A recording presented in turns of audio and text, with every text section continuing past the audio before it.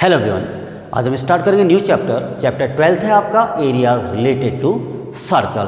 तो इस चैप्टर में आगे बढ़ने से पहले, इसको समझने से पहले हमें कुछ चीज़ें जानना जरूरी है रिलेटेड टू सर्कल। जैसे उसकी डेफिनेशन होगी radius of the circle, diameter of the circle and chord of the circle. ठीक है ना, ये हमने पिछली क्लास में पढ़ रखा है। ठीक है, तो सबसे पहले थोड़ा हम इसको रिवाइज करेंगे फटाफट। तो सर्कल क्या होता है, देखो सबसे पहले मैं एक सर्कल ड्रॉ करता हूँ, उसके बाद इसकी डेफिनेशन की बात करेंगे।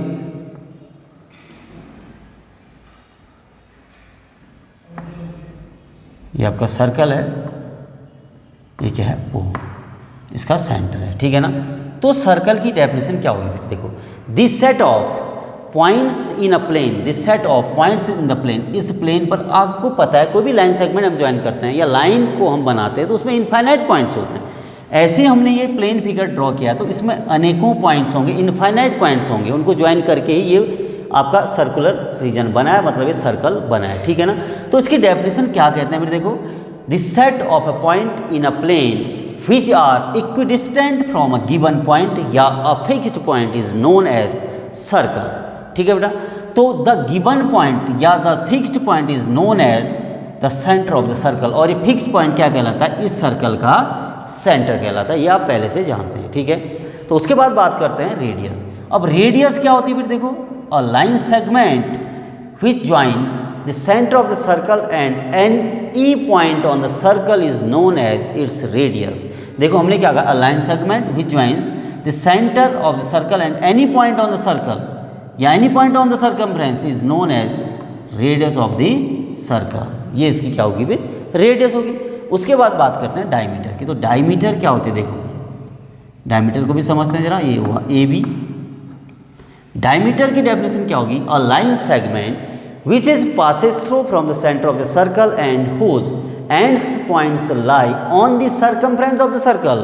एक ऐसा लाइन सेगमेंट जो कि सेंटर से जाएगा और जिसके and point on the circumference पर लाई करेंगे, उसको हम क्या कहते हैं, डायमीटर ऑफ द सर्कल कहते हैं। अब आप इससे पहले पढ़ चुके हैं, any point on the circle और सेंटर को जो लाइन सेगमेंट मिलाता है उसको रेडियस कहते हैं। ये भी रेडियस है, ये भी रेडियस है। तो इसका मतलब जो डायमीटर है ए बी, रेडियस का क्या होता है फिर ट्वाइस होता है, 2 into r होगा। The diameter of the circle is twice of its radius, that is A B is equal to क्या होगा, 2 into r होगा।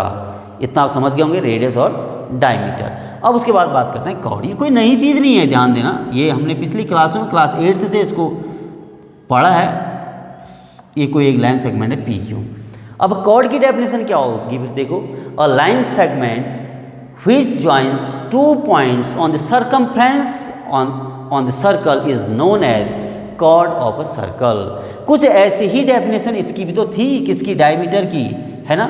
इसकी डेफिनेशन फिर रिपीट कर रहा हूँ, क्या होगी फिर, कॉर्ड किसको कहेंगे, एक ऐसा लाइन सेगमेंट जो किन्हीं दो पॉइंट को on the circumference of the circle को ज्वाइन करता है, उसको हम कहते हैं कॉर्ड। यहाँ पर भी तो यही हो रहा है, देखो दो पॉइंट्स को ज्वाइन कर रही है ए बी लाइन, जिसको हमने डायमीटर कहा था, तो ये भी तो क्या होगी फिर, एक कॉर्ड ही होगी, लेकिन सेंटर से जा रही है तो इसको हम क्या कहते हैं, डायमीटर कहते हैं। इसीलिए diameter is a cord of a circle and diameter is the longest chord of the circle. ध्यान देना, किसी भी सर्कल में जो डायमीटर होता है उस सर्कल की लॉन्गेस्ट कॉर्ड होती है। ये आप समझ गए होंगे, इसको हमने पिछली क्लास में भी पढ़ रखा है। ठीक है, अब जो हम यहाँ पर पढ़ने वाले हैं वो क्या है, देखो एक सपोज दैट आपको सर्कल दे रखा है। अब इसके बाद हम जो पढ़ेंगे यहाँ पर वो पढ़ेंगे सेक्टर और सेगमेंट, आर्क। ठीक है ना, सपोज दैट ओ ए और ओ बी कोई दो रेडियस हैं, suppose that O A and O B are radii of a circle, then these two radii are inclined with an angle theta. तब उन दोनों रेडियाई के बीच का एंगल क्या बन रहा है, थीटा बन रहा है। तो उस केस में जो ये रीजन आपको दिख रहा है, ये वाला रीजन, इसको मैं सी कह देता हूँ, ओ ए सी बी, हम इसको क्या कहते हैं, सेक्टर कहते हैं। यही क्या बनता है, सेक्टर होता है। देखो O A C B is called sector. तो इसकी डेफिनेशन क्या होगी फिर देखो, a circular region enclosed by two radii and corresponding arc is known as sector, that is OACB is called sector। अब हमने कहा था a circular region which is enclosed by two radii and corresponding arc। ये तो corresponding arc और दो radii से जो enclosed रीजन होगा उसको क्या कहा, सेक्टर का।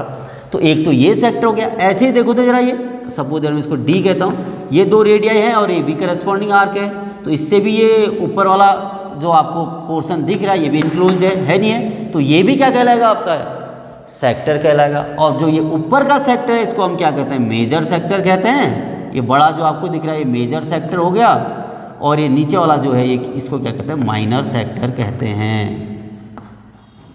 समझ गए भाई, ये क्या हुआ आपका minor sector.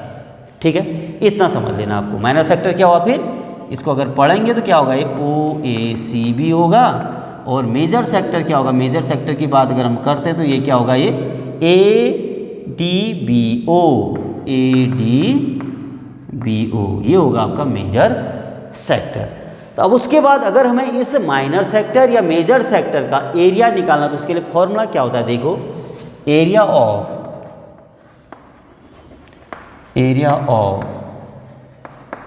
Sector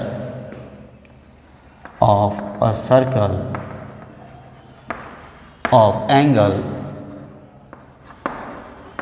theta is equal to होता है ये theta upon 360 into pi r square. ये आया आपका area of sector of a circle of angle theta. किसी भी सेक्टर के एरिया का जो फॉर्मूला होगा क्या होगा, theta upon 360 into pi r square. अब थीटा हमने यहाँ को इसको लिया है, तो ये मैंने किसका फॉर्मूला लिखा अभी, माइनर सेक्टर का लिखा। तो मेजर का भी यही होता है, लेकिन थीटा चेंज हो जाएगा, ये वाला होगा थीटा।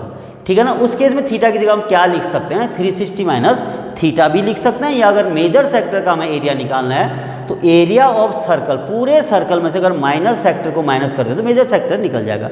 ऐसे भी निकाल सकते हैं या सीधे फॉर्मूला भी लगा सकते हैं।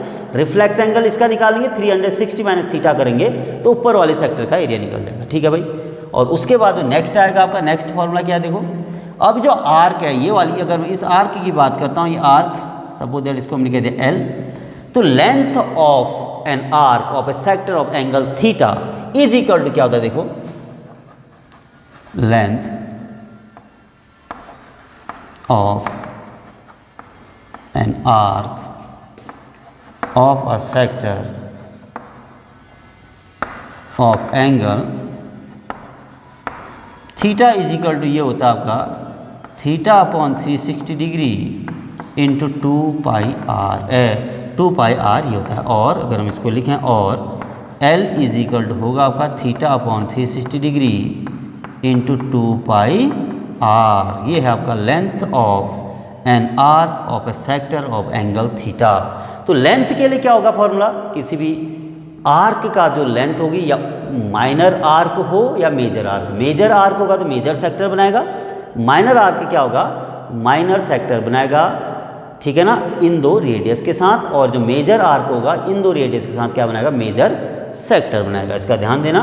तो अगर हम नीचे वाली को निकालते हैं तो थीटा की जगह थीटा रखेंगे, क्योंकि यहाँ पर हमने थीटा एंगल लिया है। ऐसे मेजर आर्क की लेंथ निकालेंगे तो यहाँ पर क्या रख देंगे, फिर 360 माइनस थीटा रख देंगे, या पूरे 2 पाई आर में से इस L को माइनस कर देंगे। जरा सोचिए, अगर 2 pi r is the circumference of the circle, that is outer length of the circle, उसमें से अगर हम इस AB को माइनस ACB यानी माइनर आर्क, अगर इसको माइनस कर दें तो मेजर आर्क निकल जाएगा। आप किसी मेथड से निकाल सकते हैं। ठीक है भाई, ये 2 फॉर्मूले हो गए रिलेटेड टू सेक्टर। अब उसके बाद बात करेंगे सेगमेंट की। देखो सेगमेंट होता क्या है, इसको भी समझेंगे। ये इंट्रोडक्टरी पोर्शन सबसे इंपॉर्टेंट होता है किसी भी चैप्टर के लिए, तो इसको बहुत अच्छे से आपको समझना है। कोई एक सर्कल है जिसका सेंटर है O, और यहाँ पर 2 रेडियाई हैं आपकी AO और BO। तो सेगमेंट होता क्या है, जरा देखिए, मैं इसको शेड कर देता हूँ। यही शेडेड रीजन क्या कहलाता है, आपका सेगमेंट कहलाता है। तो सेगमेंट की डेफिनेशन क्या होगी, अ circular reason, a portion of a circular reason which is enclosed between a cord and corresponding arc. एक कॉर्ड और करस्पॉन्डिंग आर्क जो भी इनक्लोज्ड रीजन होगा वो क्या कहलाता है, सेगमेंट कहलाता है। ऐसे यहाँ पर भी आप देखेंगे, ये आपकी कॉर्ड है, ये इसकी करस्पॉन्डिंग आर्क है, तो इससे क्या बनेगा, सेगमेंट। ऐसे ये कॉर्ड है, ये इसका ये करस्पॉन्डिंग सेगमेंट है, ये आपकी D आ गई। तो ये मेजर आर्क जो है ये क्या बनाएगा, मेजर सेगमेंट बनाएगा। ऐसे इस यहाँ से ऊपर मेजर सेगमेंट बनेगा, यहाँ से नीचे क्या बनेगा, माइनर सेगमेंट, क्योंकि माइनर आर्क इस कॉर्ड के साथ माइनर सेगमेंट बनाएगी। और मेजर आर्क इस कॉर्ड के साथ क्या बनाएगा, मेजर सेगमेंट बनाएगा। तो इसको हम क्या कहते हैं, मेजर सेगमेंट। जरा ध्यान लगाइए भाई, ठीक है ना, मेजर सेगमेंट हुआ। ये मेजर सेगमेंट है क्या, ए डी बी, ये आपका ए डी बी है। और ये नीचे वाला जो शेडेड पोर्शन है इसको हम क्या कहते हैं, माइनर